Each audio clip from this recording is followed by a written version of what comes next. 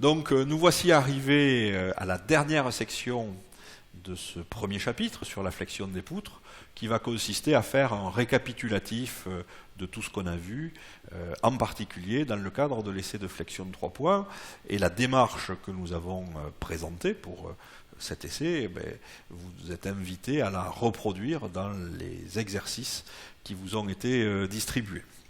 Alors, nous sommes d'abord partis d'une poutre, c'est-à-dire une structure qui est longue, pour pouvoir négliger ce qui se passe transversalement. Cette poutre, on a défini des réactions d'appui à partir de la nature des appuis, à savoir une articulation et un appui simple. Et dans le cas de l'essai de flexion de 3 points, on a un chargement qui est placé au niveau de l'axe de symétrie au milieu de la poutre, avec une force verticale, F verticale. La définition des réactions d'appui nous a conduit ensuite à définir les sollicitations internes, soit sous forme, d'une part sous forme de diagramme de distribution des efforts tranchants. On rappelle qu'en présence d'une charge concentrée, le diagramme des efforts tranchants présente une discontinuité dont l'amplitude est égale à la valeur de la force. Ensuite, nous avons défini le diagramme des moments fléchissants. L'intérêt de ce diagramme est de permettre la localisation de la section où l'on observe le maximum pour la fonction moment fléchissant.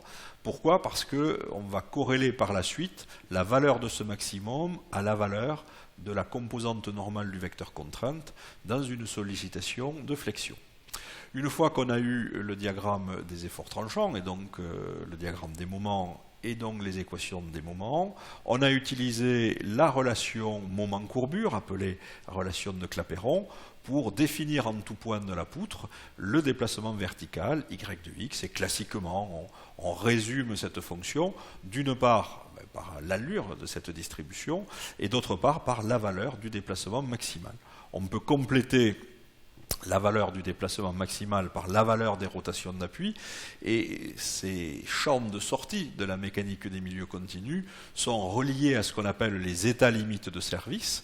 On va essayer de faire en sorte que, sans atteindre la rupture, le déplacement vertical de la poutre ne soit pas trop important, de façon d'une part à ne pas terrifier les gens qui passent dessous, et d'autre part de laisser un gabarit de passage suffisamment important. Et puis, si on venait à augmenter la valeur de la force F de manière à atteindre la rupture, nous avons défini quelle serait la valeur de la contrainte à la rupture. Donc en fait, cette formule fonctionne en sens inverse. On mesure à l'aide d'une presse la valeur de la force lorsque l'éprouvette casse. On mesure au pied à coulisse ou avec tout autre dispositif approprié la largeur de la section petit b, on mesure la hauteur petit h au niveau de la section de rupture et on transforme ces informations en contrainte à la rupture.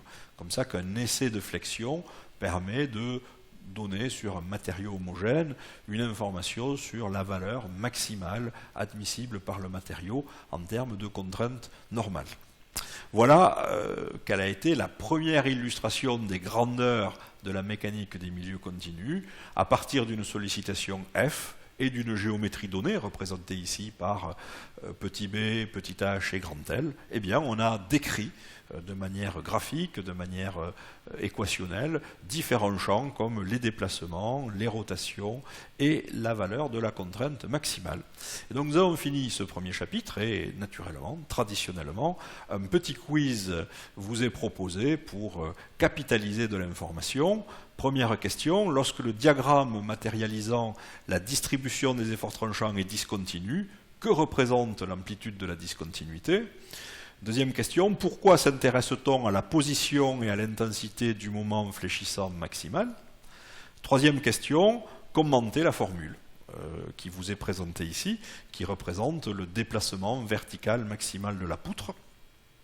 Quatrième question, qu'est-ce qui différencie les états limites de service des états limites ultimes? Et enfin, dernière question de ce quiz et de ce chapitre, construire un logigramme d'étude des poutres en flexion en vous inspirant des exercices qui vous sont proposés, de façon à avoir une démarche inscrite sur un papier qui vous permet, étape par étape, en fonction des différents cas de figure, de traiter un problème d'étude de poutres en flexion, ces poutres étant isostatiques. C'est ainsi que nous avons atteint la fin du premier chapitre.